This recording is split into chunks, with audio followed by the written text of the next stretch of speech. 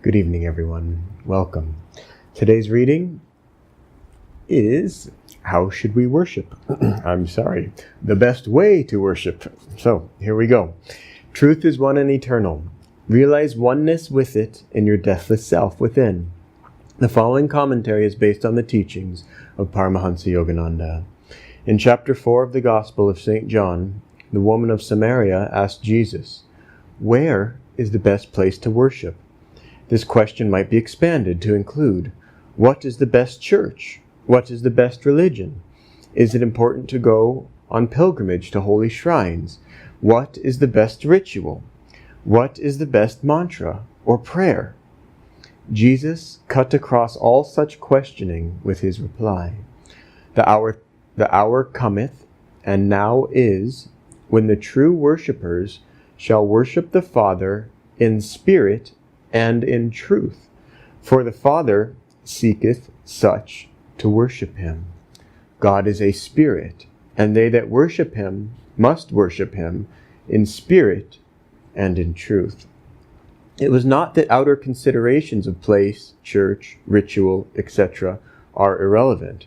Each person should find those practices and observances which are compatible with his own nature, one might say with his own vibrations.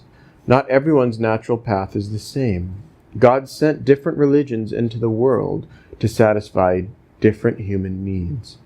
The overarching concern, however, considering that the goal is to find God, is to include in one's worship daily inner communion with the Lord. God is silence. He must be sought, therefore, in inner silence. God is absolute love. He must be sought, therefore, in the silence of love. God is spirit, and thus immaterial. He must be sought, above all, in the expanding peace of deep meditation. Thus the Bhagavad Gita states in the 6th chapter, sequestered should he sit, steadfastly meditating, solitary, his thoughts controlled, his passions laid away, from every craving for possession freed. Wherever you are, whatever your outward beliefs and observances, seek God in the silence of your own soul. Thus, through Holy Scripture, God has spoken to mankind. This, to me, it's a fascinating topic, probably because I've tried every single outward way of worship, and I've tried to get it just right, thinking that when I just perfect this one little thing, then I'll find God. Once I was with a very dear friend, and I was in his house doing seclusion for a few days. And before it got started, I was getting everything prepared. And I asked him, now, which way is east? Did I have to be meditating facing east? It's what all the scriptures say and everything. And then he laughed. He said, I don't know. He said, I'm always facing north. So I don't know. And I knew exactly what he meant. And then he just laughed again and said, no, really, I don't know. And he really didn't know outwardly. And yet he was telling me something much deeper. That inwardly, his consciousness, this is actually a fascinating point, that if he was still working on it, like us, even then his consciousness would have said, I'm always facing east, which that's what we're trying to do right now, is trying to get our consciousness to here and keep it there throughout the day. But eventually, once we do that enough, then we punch through and go to the 1,000-petal lotus north.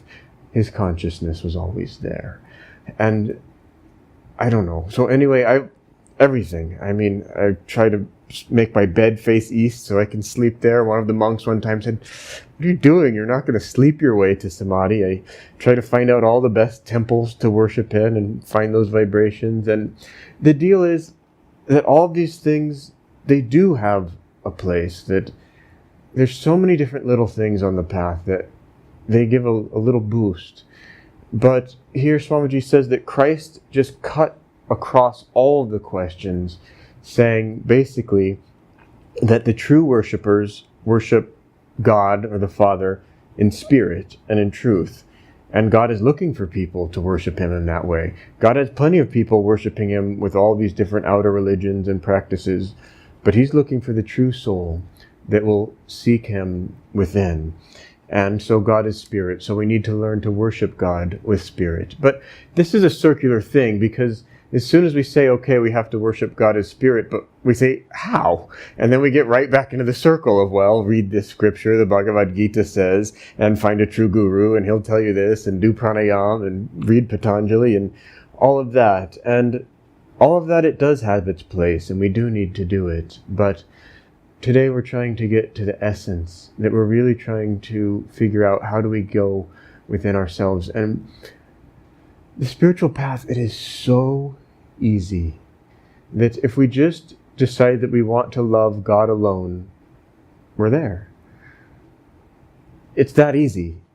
The deal is, and it said it right here, that the Father is seeking people to worship him in spirit and in truth. So if you will be 100% truthful with yourself of, do I desire God alone? You can get there very quickly, but you have to be honest. And being honest, okay, we know that we all still have all of these desires within ourselves. And so we have to learn, yes, to purify ourselves, to eradicate those desires, but there's something more deep actually on the spiritual path. That once we reach a certain level of purification, we realize that those desires were never ours, and that we can just cast them to the side just immediately as we learn how to meditate deeply. It's like we learn to just ignore them. That if there was something going on in your home that you couldn't turn off that was annoying, you would learn how to just ignore it. That you just turn away from it. You just focus on something else. And so we learn we have all these little desires chattering within us, and we learn how to calm those down. And that reminds me that some people would argue, well, is it better to become a bhakti yogi and worship through devotion and try and get that single pointed devotion? Or is it better to be a jnana yogi and worship through the mind and trying to get that single pointed thought, God, God, God? And once one develops enough spiritually, we realize that it's not even an argument worth having. Yes, people will have their own bias, but in the end it's the same thing, because the devotion, the desires, they're intricately linked to the thoughts, and they just go back and forth between one another. That you have that desire for something, it brings that thought. You spin that thought around, it deepens that desire. But the question is, how do you neutralize all of that? And the answer is in the silence of your own soul. So we just have to learn to go within and learn how to become very, very silent. One of the Psalms in the Christian Bible says, "Be still and know that I am God." And so let's talk about stillness and silence. First, silence. It's said that God gave us one mouth and two ears to use in that proportion, that we should learn to listen more. And on the spiritual path, we need to learn to listen deeply and very subtly, and learn to listen with intuition. And so in silence, that we have to learn how to calm our minds. However, an interesting thing is that if we can learn how to just stop talking so much, it very much helps learning to calm the thoughts. In fact, Master scolded a little bit Swami Kriyananda, saying that the reason that you're restless in meditation is because you used to talk too much. He said, well, you were happy in it. Gave him a little consolation. But that's something for all of us to think about, that if we do desire very true silence, mental silence, then we should take some time for seclusion, solitude. Just learn to not talk so much. Get a small group of friends that you're already in tune with, and you don't have to talk so much with, that you already know just how to help each other. Now, so that was silence. Now, stillness. In meditation, we want to learn how to stay very, very still and learn how to not move our body. But even once we master that, of learning how to not move our body, we'll realize that the breath is still constantly pumping away. We also realize that the breath and the mind are tied together. And when the breath is pumping away, the mind is going on and on. But if you can just sit long enough, you'll realize that the breath will become calm, because then the muscles aren't needing technically the carbon from the bloodstream, and everything can just calm down. So learn how to get very, very still, and ultimately we have to learn how to still and It's scary, but it's true. We have to learn how to stop our breath, and Kriya Yoga really gives us that. So Kriya Yoga plus devotion. This is really the best way that we worship on this path. But back to this topic that so many people in religion love to fight. My guru is the best. My guru has this teaching. My religion is the best. And it's something that turns so many people away from religion. But God really, on one level, he's none of that. That he's something so much beyond that, or she, if you want to call God she. And I don't know, I just want to urge you not to be one of these people that says, my guru is the best. You should feel that in yourself, for yourself, that it's your path, and you feel it's the best for you. But if you start making comparisons with other people, it just becomes obnoxious. It's just not fun to live with. And ultimately, God is one, and he's everywhere, and he's in all the religions. It's a strange thing to think about. God is even in all of the atheists who don't believe in him, and he's manifesting himself in that way. God is in all of the false religions, and ultimately all of the followers of all of the false religions, they'll find him. That we all just go through so much trial and error, trying to figure out, how do we climb this inner ladder? What works? What doesn't work? And we're all searching for joy. And slowly we become refined after many lifetimes. And we learn how to have a more and more refined joy. And it's okay that it takes time. But for you, if you're a very serious devotee, it doesn't have to take time. Now on the topic of time, I want to just introduce something a little strange. But it's something that I've been thinking about on this, how do we worship single-pointedly? And it's the image of a pyramid, that in a pyramid, you have the top stone on the dollar bills in America. They have the all-seeing eye on that top stone. And the pyramid is a very symbolic structure that Swamiji says in Treta Yuga, the pyramid is used. But it's something interesting to think about in your own human body, that you're trying to climb up to this point of one-pointed concentration. But as your consciousness comes down, that at the bottom of the pyramid, there's many, many, many different stone blocks. At the top, there's one stone block. And as you go down, there becomes more and more blocks. And if you think of that in terms of desires, that as our consciousness is lower and lower in our physical body, or in our human pyramid, that we end up having more and more desires and more confusion. And that as we come up that pyramid, we end up having the single-pointed, one-pointed focus. Now, Treta Yuga is also a time when Kshatriyas is the average state of consciousness. That means the average state of the person is a leader. And that structure is one that shows you can learn a lot by it if you meditate on it and you think about magnetism, if you think about the best way to organize things in a state of leadership. And I don't want to go too much into this topic this evening, but I've been thinking about it because so many people have a Facebook page, or we do so much advertising these days, and we're just after numbers. People think, oh, I have 10,000 friends on Facebook. However, ask those 10,000 friends to give you $100 each. See how many of them are your real friends. And you'll see they're not. They don't even know you. And this comes back to the pyramid, that I'd much rather have a few friends, a few close friends that are really there for me, and that I'm really there for them, much more than all of these numbers. And that's the secret to Treta Yuga consciousness. That's the secret to magnetism, is quality and not quantity. Yet we live in Dwapara Yuga, and we're still trying to understand that. But it's an important thing on the spiritual path, because we're trying to climb this pyramid, and we're trying to understand, even beyond having quality within friends, what's the highest quality of God that we can worship. For example, if you tune into Swami Kriyananda, he didn't like the chants that would have multiple gods, where you're singing Jai this God, Jai that God, hello this God, hi that God. He would just like one chant that just had one God, or one name of God, that you continuously say over and over and over again. Again, that's quality versus quantity. When Swami Kriyananda met Yogi Ramaya told him it's best to just have one mantra. And I've thought a lot about that because people often ask, when I'm practicing Hong Sa, is it okay if I practice it as japa, like when I'm doing the dishes? My answer is yes. I know other teachers will say no, that you should have some other mantra. Swamiji did say a good mantra is Om Guru, so that's fine too.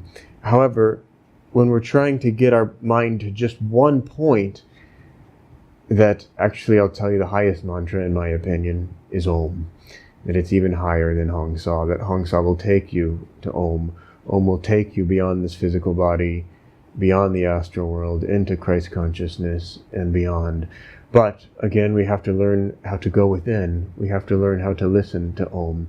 That merely chanting Om outwardly and loudly, yeah, you'll get a little bit of God's attention, that's all right. But that's not the truth, as Christ was saying. That we have to learn how to worship with truth. And the truth is that silence within ourselves. Anyways, that was a little bit about Treta Yuga. While I was on that, this is fascinating to me because Swamiji just throws out little things. I'm not even sure which book this is in of his, but he says that in Dwapara Yuga, the structure that people live in is a dome.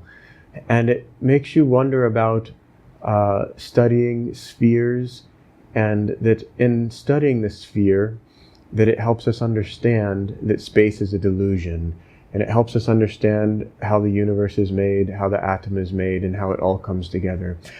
I urge you to study Master's teachings, to study Swamiji's teachings, that when Master tells us that yoga teaches us how to become the atom, that those aren't just mere words. He's not just talking.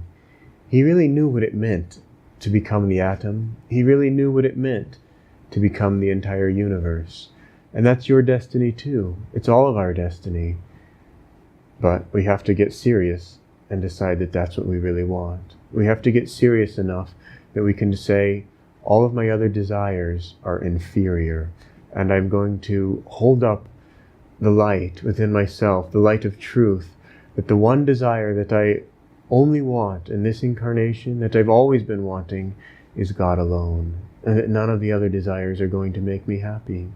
And as soon as you get serious about that within yourself, oh, Satan doesn't like it. He will say, well, okay, you didn't like this. How about this? How about this? But the thing is to learn to love God himself rather than his gifts. Speaking of Satan also reminds me that even Satan himself will quote the scriptures and confuse you. And we need to learn how to go within ourselves to a point where we can never be confused, where we know what truth is because we've experienced it for ourselves. In the beginning, God sends you books and will send you lesser teachers. But when you get really serious, God will send you a guru. And if you attune yourself to that guru, then you have freedom. That once the guru gives you his promise that you'll be free, you're free. I'm laughing because I got a funny question today from one of the home study students, and if you happen to watch this, well, I apologize. I'm not laughing at you. I'm laughing with you. But the funny question was, underneath our piece of wool and silk that we meditate on, if there's a bug under there, will that insect gain, spiritual, progress by being with us when we meditate? What a strange question. But even so, the answer is not really, not much. And the reason being that insect does not have the capacity to receive the higher vibrations. But we as human beings, we do have the capacity to receive. And so that is the whole spiritual path. Get rid of inferior desires, cultivate higher and higher desires, and that is the process of spiritual evolution, that we take up a higher desire and we realize, okay, that didn't work, and we keep refining our desires until we become refined human beings, and we realize all we wanted was God alone. God alone. Now, I also wanted today to talk about God being absolute love, because what is love? And as the song says, is it truly ours? It's not ours, that we're just channels for it. And true love is something that will unite us to the entire universe, to all of creation. True love will help us feel that we're one with everything, when you start feeling that, you actually do care about that little bug underneath your asan, that you want to make sure that it's okay and that it's happy, but you don't give all of your energy to it, that if you happen to see it, you can help it on its way, and that's that. But this true love, that this is an interesting point, and for men it's better to seek, rather than love, to seek bliss. That men can easily get confused as to what love is. Let's face it, every human being can easily get confused as to what true love is. But if we really keep our mind on the goal, that God is ever new joy, and if we just keep trying to refine ourselves and keep getting back to God is joy, and keep trying to worship the highest joy within ourselves, we'll make it. It's an interesting process, because there's so many things that they seem to bring us joy. All of these outer material things. And I say seem because they do. They bring the joy, but because it's in the five senses, then it crashes again, and it's inevitable. Master said that desires never filled are ever satisfied, and desires ever fulfilled are never satisfied. Meditate on those words. But you see, the only way that you can truly understand those words is if you can withdraw from the five senses altogether. That it's not enough to try to perfect it in the five senses and make, because it never works. You have to figure out, how do you completely get away from those five senses? And in my opinion, the best way is Kriya Yoga. But there's been saints in the West who don't know Kriya Yoga, and this is bringing us back to loving God. All they know is God and how to love God. And if you try to get that as a feeling within your heart, a feeling that at first feels nice and feels comfortable, but then you can set that ablaze by offering every desire you've ever had into that fire, and keep offering that up, and take the little devotion of your own little heart and add it to God's infinite devotion, and then you can absolutely soar in bliss and soar in God. So I'm going to read a little story here that also is from Master and tells us the best way to worship, and we'll see how the timing goes on this. But before I get into that, I just want to re-emphasize, because this world will tell you that you can never make it. This world will try to pull you down and just tell you you're a little human being and everything that you do doesn't matter. But it's not true, that you're not just a little human being. You are a God, and you're something even greater than that. And with a little bit of practice of going within and finding that true silence, finding that true stillness, you can remember that. And then you can help uplift others also into remembering who they truly are. So let's pull out this story of Masters. And while I do so, this is from an article that Paramahansa Yogananda wrote. Okay, well I'll take the question right now as we warm up the computer. Okay, what's the question? But Ismit said that the animals in the surrounding of a yogi will soon be evolving to a higher animal or being. Good question. So let's say you have a cat that lives with you its entire incarnation, and you develop a nice relationship with that cat. The question was, isn't it said that if an animal is near a highly evolved being, that it will achieve then a human birth, something like that, or that it will raise its state of consciousness? So yes, if you have a cat that lives with you its entire incarnation, it will then be able to become a human being next incarnation. It will be used to living in a house, having 2 meals a day or whatever you feed it. But more important than that, it will be used to the loving vibrations, and it will want to express that love. In many ways, life does come down to love. But it's only becoming a human being. And its consciousness in that next incarnation isn't going to be much different than it was as that cat. It will just look to other people to just help it and feed him and give him a little shelter, and he won't do much. He'll sleep. What I was really trying to get at with that is, you have to receive the consciousness of God, and that's a whole different leap from animal to, first incarnation as a human being to the human animal, then trying to evolve itself into a God. But we have to receive God's consciousness in order to do that. Okay, this is from an article from Paramahansa Yogananda the article is called Quickening Human Evolution. It's a great article. There's a website that's called Yogananda for the World. And if you go to that website, you can find this article. It's by Paramahansa Yogananda. It's really good. But this is a little story in that article. And the story is of an ignorant devotee. There was a Hindu devotee. He was puzzled to decide what kind of scriptures he should read and what kind of idol he should worship. Idols are used to help fix the mind in concentration and are kept covered in a temple so that the birds and weather will not destroy them. So he said, "Which god shall I worship?" He bought one idol, and then he would be afraid the others would get angry. He would buy another. He had 2 big trunks, which he used to carry with him, suspended from his shoulders on a pole. Every day somebody would say, "You'd better worship this idol god and that idol god, read this holy book." So heavier and heavier the trunks grew. He thought he would have to buy a 3rd trunk. Then he thought it was not possible to have 3 trunks and carry those himself. So he sat by the side of a pond and began to weep. "Heavenly Father, tell me which book to read and which idol to worship. As soon as I worship one god, I think the others are getting angry." It so happened that a saint passed by that way, and seeing the crying man said, "Son, why are you weeping? What is the matter?" "Saint, I don't know which book to read, and look at these hundreds of idols. I don't know which one to please." The saint said, "Close your eyes and pick up any book and follow that book through life. And drop the idols on a rock and break them one by one.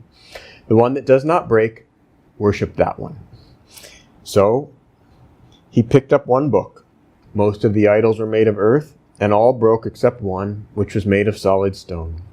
Then the saint suddenly came back and said, "I forgot to tell you something. Now that you have found your God, go back home.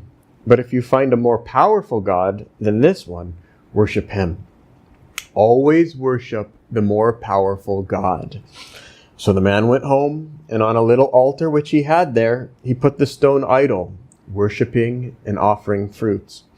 Every day he discovered the fruit was gone. So he thought, "The saint told me of the right idol god. Since he's eaten the fruits, he must be a living god." One day, overcome by curiosity, he thought he would watch how a god eats. He just opened his eyes a little, and while he was praying, he saw a great big mouse come and eat the fruit. Then he said, "Look at that stone idol." Oh, I lost my place. "Look at that stone idol. It cannot eat the fruit, but the mouse can, so it is a more powerful god." No sooner had he thought this than he caught the mouse by the tail and tied it on the altar. His wife said, "You have gone crazy." "No, I have not gone crazy. I am just following the instructions of the saint to worship more and more powerful gods." So he threw the stone away and began to worship the mouse there. One day he was meditating when suddenly he heard a great noise, and opening his eyes, he saw a pussycat eating the mouse. He thought, "That is interesting. The pussycat is more powerful than the mouse, so I must worship the cat." Thus he got hold of the cat and put it on the altar. The cat did not have to catch mice anymore, and she got fat getting milk every day without any labor of stealing. Day and day the man's meditation grew deeper, and the cat got fatter.